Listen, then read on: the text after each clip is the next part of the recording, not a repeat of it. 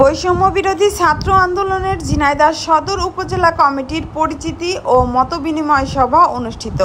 সুলতান আল এনামের ভিডিওচিত্রে দেখুন বিস্তারিত।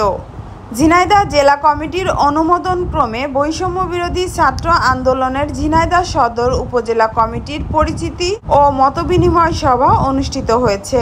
অনুষ্ঠানে উপস্থিত ছিলেন সদর উপজেলা কমিটির সদস্য সচিব মোহাম্মদ আব্দুল হাকিম, আহ্বায়ক সোহাগ আহমেদ শুভ এবং জেলা কমিটির সদস্য সচিব সাইদুর রহমান। সভাটি পরিচালনা করেন সদর উপজেলা কমিটির মুখপাত্র তাহমিনা ইবনে হাসিম। এই আয়োজনের মাধ্যমে সদ্য গঠিত উপজেলা কমিটির সদস্যদের পরিচিতি ও সংগঠনের কার্যক্রম নিয়ে আলোচনা হয়। নেতারা বৈষম্যহীন সমাজ গঠনে ছাত্র সমাজকে এগিয়ে আসার আহ্বান জানান এবং আগামী দিনের পরিকল্পনা তুলে ধরেন।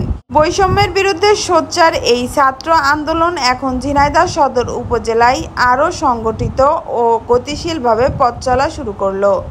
Muskan Rubayet Mira, BGTV news, Jhenaidah.